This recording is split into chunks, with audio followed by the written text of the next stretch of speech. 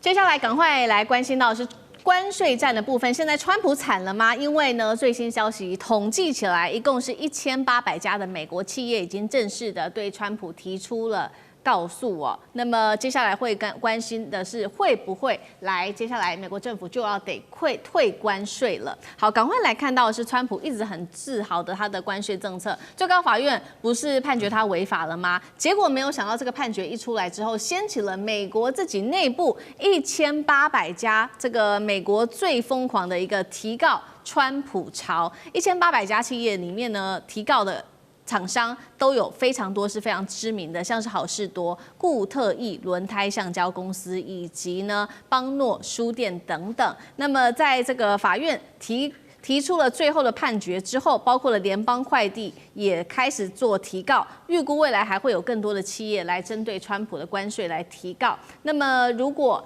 川普接下來要付出代價的話，那麼現在預估金額是高達超過了1750億的一個關稅的退款金額，而且這個數字可能持續增加，官司可能持續打下去，這筆錢最後誰來出，有可能就是美國民眾自己得負上責任了。苑老師怎麼看目前的這個判決的下場？我請大家稍微注意一下哈，这個自從這個上個禮拜美國的最高法院判決川普的在這個今年這個4月2號，去年4月2號所執行的所謂的對等關稅違憲，請大家記住啊，就是說憲法並沒有賦予美國總統有這麼大的權利啊，這是屬於國會的權利，所以我們應該稱之為違憲啊。那個我必須要強調一件事情啊，大家對美國啊只知道美國是個民主國家，不知道它是個法治國家。美國是處處講法律的國家。我再跟大家強調一件事情，美國的話呢，有理走遍天下是沒有用的，要有法走遍天下啊！那我因為我弟弟是在美國讀書的，他有一次跟我講一個案例，我就知道美國人興訟是多麼普遍的事情。就是他有一次接到法院那個罰單呢，就是他不是，就是警察給他一個罰單，說他超速的話，然後他馬上一到了地方就講那個地點有一個樹剛好把那個樹線的牌子擋到了，他馬上跟法院提起訴訟。啊，我弟弟原來是根本就很就是好像跟我講起來，我是個比較活潑，他是個比較呆板的一個人啊，講呆板不好意思啊，他喜歡看我的節目，但是他在那種情況下的話，他跟我講，然後後來他勝訴，在美國就判他勝訴，因為那個樹枝的確擋到了樹線。我要說明這個重點是這樣的，因為川普現在哈，他用了一切的方法。我首先第一個，川普的目的是要用對等關稅來滿足老百姓賺錢的慾望。同時的話，要增加他在今年11月中期選舉獲勝的可能性，對不對？這是他最大關心的。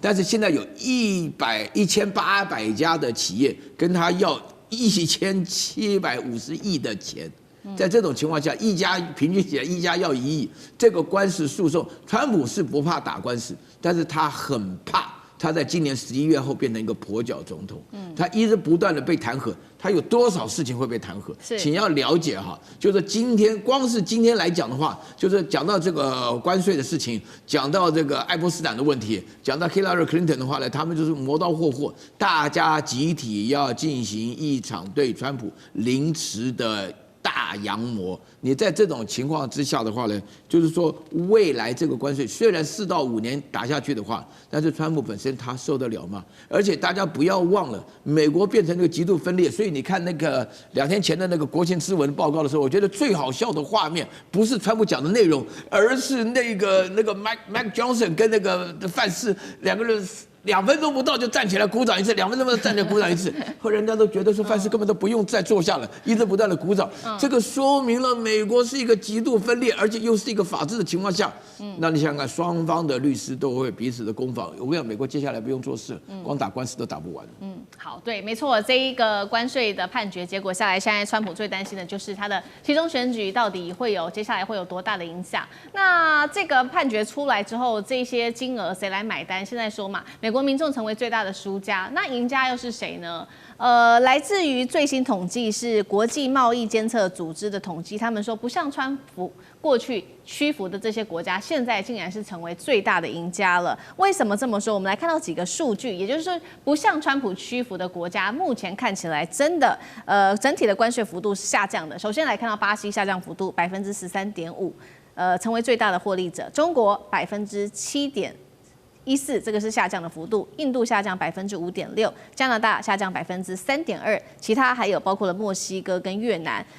跟這個川普達成協議的國家，反而它的關稅呢是不降反升的。日本增加了0.45%，其他包括了英國、德國、意大利、南韓都有微幅的增加。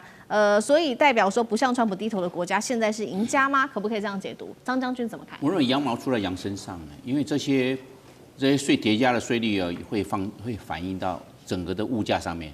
對，它賣到美國去，那因為有了關稅，東西變貴了。別人變貴進去的時候，賣給消費者就是貴了。消費者感覺到我買的東西以前是8塊，現在變成10塊錢，為什麼？因為我把稅率給你加進去啊。這個賠本的生意沒人做的啦。他今天要賣過去，他一定要我就是這個錢，你要給我加稅，我就給你加到商品上。他不可能我自己吸收，那我自己吸收，我不是就虧了？我這個生意我剛才賣到其他市場，幹嘛要賣到美國市場？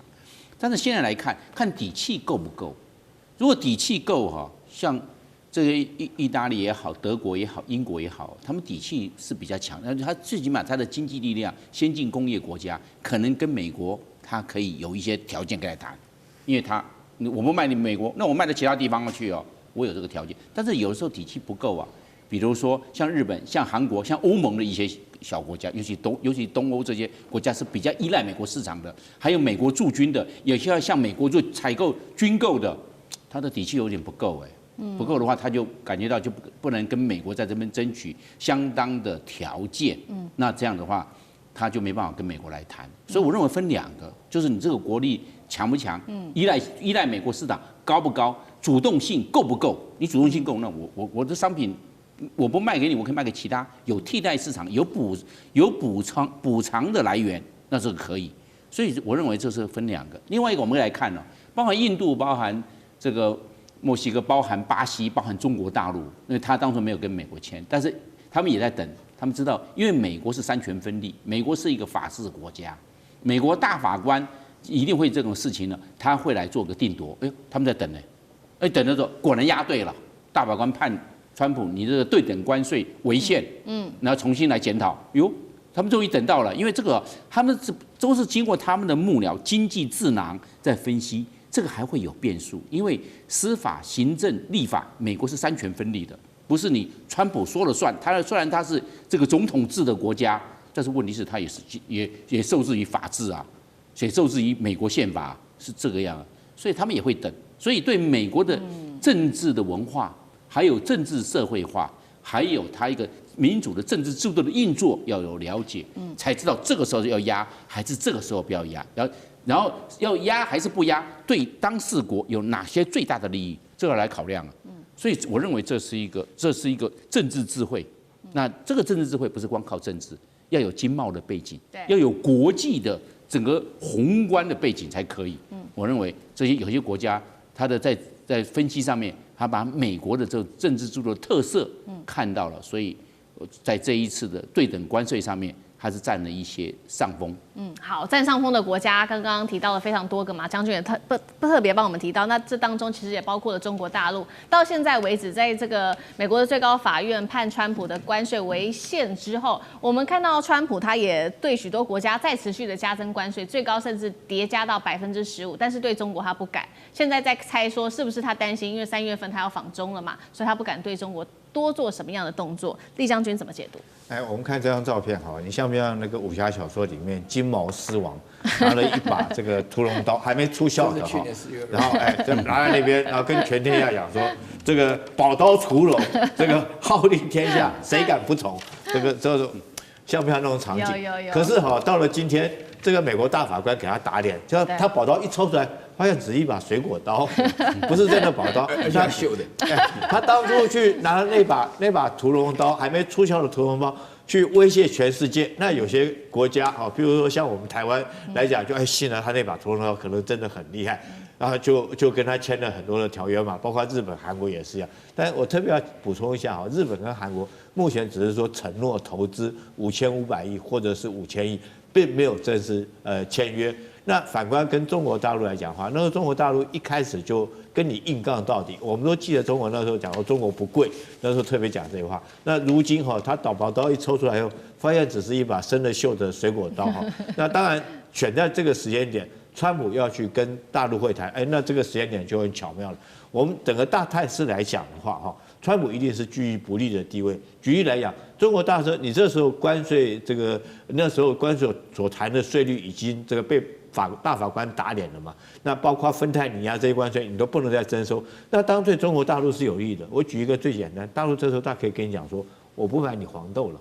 對，我也不買你天然氣了，那你川普你怎麼跟你的農民做交代？那我中國照樣東西我可以繼續賣到你美國，因為我賣過去的東西很多都是你民生必需品需要的你必須要買的。那川普他怎麼可能在這個時間點這個認輸呢？他當然不會認輸嘛所以我認為後續來講的話，他希望在這次跟中國會談之間，最起碼。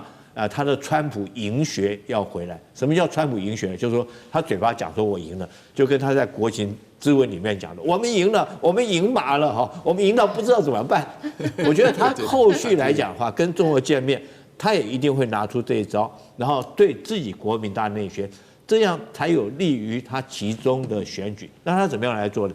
所以一定在某些事情做退讓，跟中國做某些事情做退讓。當然，以中国大國的這種智慧來講的話，可能在某些東西上面會讓給你一些，讓你川普回去之後可以大吹大擂的。可是真的是有骨有肉的東西中國一定會要到底。所以這是很明顯的。我認為有些項目來講的話，對中國不痛不癢的，然後有給你川普做到面子，讓你心知肚明，這次我是給你做面子。這一部分，這個川習兩個人見面的時候會讓譬如說舉例來講，會不會中國前2天我們看到這個跟德國總理答應跟他買120架的空客班機嘛？那會不會跟美國說，我跟你買波音飛機，買150架，你看買的比這個歐洲還多，這個面子做給你。那黃豆這種項目我還繼續跟你買，可是在其他對我中國有利的項目，譬如說是台海之間的問題，你川普就必須在某一些事情上面做出讓步。我這樣讓你回去之後，你可以繼續吹你的川普贏學，然後可以有利你的其中選舉。但是對我中國大陸有利的部分有真的有實質上的利益的，我覺得中國在這方面是不會讓的。所以可能整體來看，我覺得中國大陸贏的幾率還是比較高。好，謝謝李將軍。那我們休息一下，馬上回来。地緣政治、美中之爭、戰略價值、強權崛起、小國生存，現在與未來洞悉事件走向，掌握世界脈動，全球觀點盡在環球大戰線。